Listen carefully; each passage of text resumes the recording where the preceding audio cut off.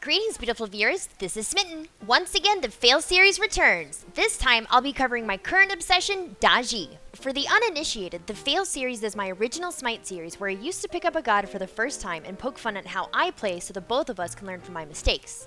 Picking up a god for the first time is out of the question after 4 years, but self-flagellation is still a viable option.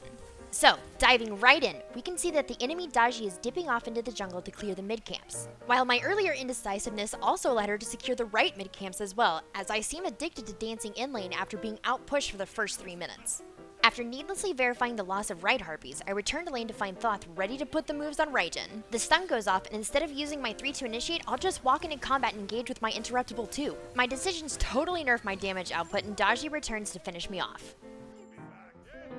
After that last death, I should clarify, the bulk of her damage from her abilities comes from her 3 into her 1. Her 2 is constructed in such a way that it should be used for clear and escape.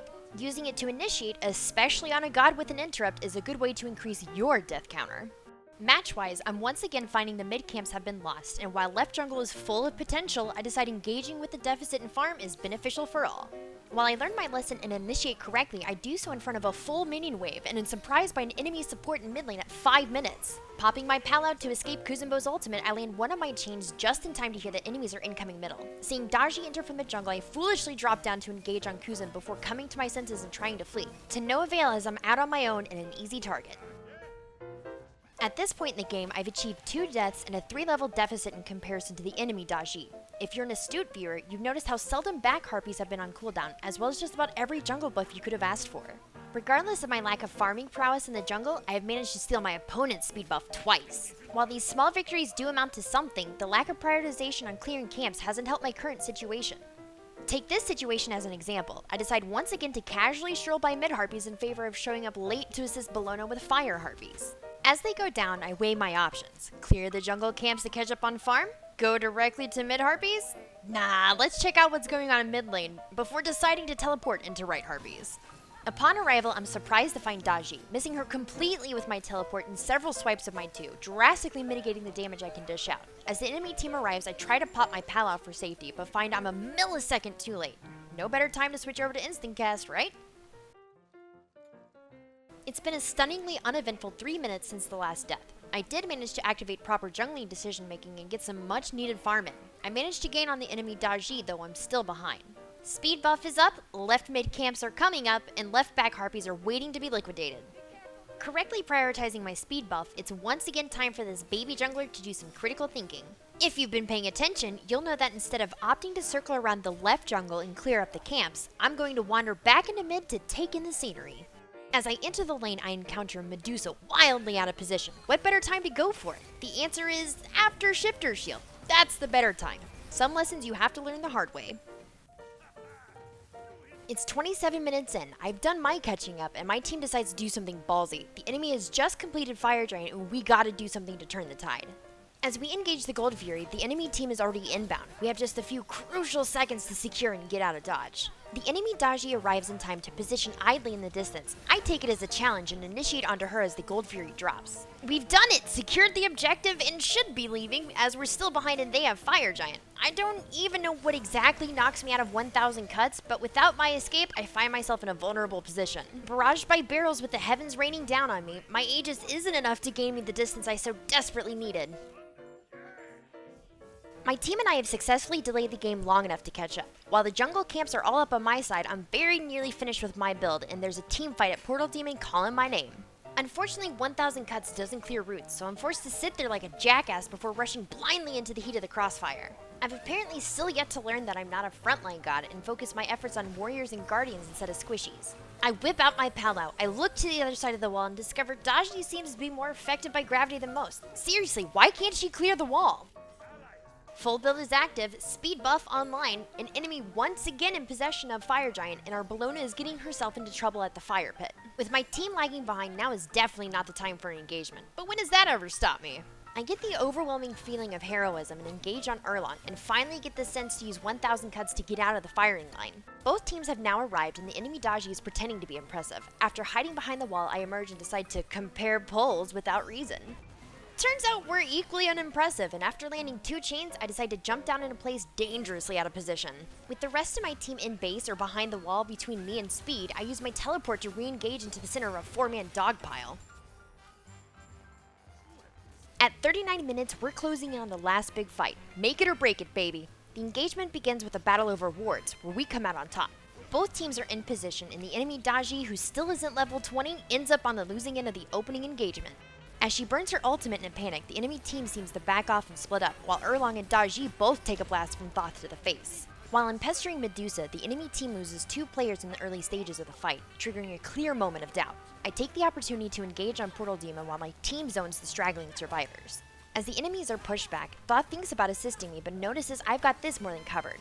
Instead, zoning in on the terribly out of position Medusa, leaving 3 members of their team on the spawn timer while we turn our attentions to the Fire Giant. With Portal Demon down, the enemy team routed, and Fire Giant nearly dead, this is officially looking like a comeback. With the shred available from just 3 players of our team, we secure the buff for the first time in the game. Objective in hand, we're now on the offensive, smelling the blood in the water. My team splits off into groups, backing, pushing middle, and pushing right. Late game pushes have to count, so we're all in at this point.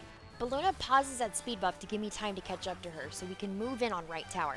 Even without our mini wave, it doesn't have a hope of holding off the 2 of us. Chunking away at the tower in 8 seconds, Thoth and Medusa in mid lane take the more cautious approach of clearing the way for their minions.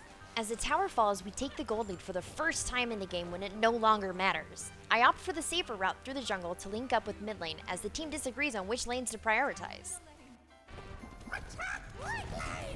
Thoth's voice pack is stupid, however, so we totally ignore his frantic pleas and barrel down towards the middle Phoenix. The cautious feeling of losing this newly acquired lead finally corrects my behavior of jumping on the first target I see, and the enemy Daji isn't awarded the chance to add another embarrassing kill to her scorecard. Our opponents are now favoring the safety of the Titan and totally hemmed in, meaning we're having a difficult time securing any kills. As we cluster together to clear out the minions, the enemies barrage us with AoEs and manage to drive us back for a moment.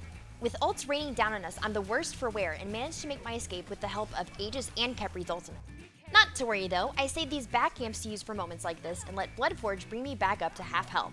Returning to the fray, the enemy team has done a decent job of holding the line, but Erlong Shin finds himself slightly out in the open and gets picked off. Raijin manages to save himself by backing into the Phoenix, and I see his teleport coming and pop my pal out. While of course it pulls no one, my jump path gets me blocked by yet another wall, and I go scrambling for the relative safety of the jungle. With 3 opponents down and only the loss of Thoth on our side, they certainly can't pursue, giving me the impression I have ample time to back. As I come to what seems like safe territory, a stray turtle arrives and proves more than enough to frustrate my attempt. As I assess the situation, I could back again, but see the fight at the Phoenix is actually open. At the very least, I can down the second Phoenix before returning to base. While Kuzenbo puts up a valiant effort, his attempts have only left him isolated and alone, and we close in on him for the kill. And here's the moment where my indecision rears its ugly head. I'm pretty much at a fifth of my health with nothing to heal up on, but only 1 enemy remains to defend their Titan. Do I stay? Do I back? What's the right answer? As always, panic leads to a push and I march forward to the enemy Titan. As I arrive at the Titan, I get stunned by the teleport. I'm not even sure I get any damage off on the Titan before Raijin uses the last seconds of the match to pad his scorecard. Seeing as I didn't actually aid in downing the Titan, I should have backed just in case it couldn't be secured. However, my team performed admirably and brought us back from the brink of destruction with an amazing comeback brought about primarily by maximizing farm and avoiding overt aggression. Before we get into the build and leveling prioritization, my primary problems here were positioning, engaging on the wrong targets, early indecisiveness leading to lost farm, and the way in which I employed my kit. Fortunately, I've played a lot since this match and have the correct order down. Skills and leveling priorities. I'll keep the skills overview brief and clear up something we were incorrect about in our build video. I'll also be doing a video going into the math of our build where I will cover damage and scaling in depth. This lady doesn't suffer from lack of scaling, but her base damage on her abilities is a little on the low side, as well as having a kit that puts her in conflict with herself. Instead of being purely ability or auto attack based, she's a hybrid. Her passive, Torture Blades, applies a 2-tick, 2-second bleed that stacks infinitely. Her 1, Horrible Burns, is a single shot steroid that applies a beefy, independent bleed effect as well as on a ridiculously short cooldown, coming in at 7 seconds. Her 2, 1000 Cuts, is deceptive. This isn't actually her primary damage ability and is used for clearing a lane or a jungle camp and escape. It's a 2-second channeled ability hitting 4 times and applying her passive each attack. While active, Daji can move freely in all directions, gains movement speed, immunity to slows, and a hefty chunk of damage mitigation from behind. This ability is very easy to interrupt and the damage from her combo outperforms it. Use it appropriately. Her 3, Trickster Spirit, is a teleport ability which applies her passive to every enemy god or minion she lands on. It can only be used on gods, minions, camps, and non-tower objectives, basically anything with a pulse. The 17-second cooldown means you'll be using this in combination with your 1 as you engage in burst, and your 2 as escape. Her ultimate, Powwow, is a bit lackluster and has some issues with jungle walls as you saw in the video. You jump up onto the Powwow, and after arriving at the top, you're immune from targeting and damage, have the chance to fire 3 chains which deal damage and slow, and after a short delay, anyone who hasn't busted some form of CC immunity gets pulled and briefly stunned. If they get pulled, they'll take an additional bit of burn damage over 3 seconds. Handy tip, if you have Blink, you can use this as an escape by not firing any of the chains and waiting for the end of the duration. As you're jumping down, instantly activate your Blink to gain an additional distance and clear the area. The bulk of her ability damage will come from engaging with Trickster Spirit into an auto attack into horrible burns followed by another auto. So, 3 auto, 1 auto. Setting your 1, 2, and ultimate to instant cast is recommended. For the leveling prioritization, you'll start off with a point into your 2, then 3, then 1. Add an additional point into 2 before leveling your ultimate. From here, you'll aim to put 1 more point into your 2 before moving on to max your truly important abilities. This is done because with 3 points in your 2, you can reliably kill waves and small minion camps by yourself. From this point, it gets a bit conditional. If you're good at landing your chains, prioritize the ultimate. Otherwise, max your 1 first, followed by your 3, and finally finish your 2, and then your ult. If the enemy team doesn't have many interrupts, you can opt to finish your 2 before maxing your 3. For the build, I already have a video explaining the decisions behind the items, as well as an alternative to deal with chunkier teams, and we're going to do another in the future to show you the math behind it versus other alternatives, but for now, I'll just cover the changes to it I've made and give you the basics. The link for the other build video should be on screen and in the video description. Start off with Bumba's Mask and Bluestone Pendant as well as 3 health and 1 mana potions. Then go for Ninja Tabby into Shifter Shield. With those 2 items complete, Daji is effectively online for the rest of the game. Follow up Shifter Shield with Aussie, Executioner, and sell Bluestone for Poison Star. Now here's the changes. Instead of going for Bloodforge here, you'll be selling Bumbas for Wind Demon and then selling Aussie for Bloodforge rather than Malice. The reason for Wind Demon is because with this item and a crit, you're at max attack speed and gain a 20% movement speed buff for 5 seconds. In the math video, I'll be breaking down how many hits you'll be getting in that time. For now, just assume it's a lot and deal with it. Bloodforge lasts simply to help spike the damage and add a bit of late game survivability when you secure or steal a kill.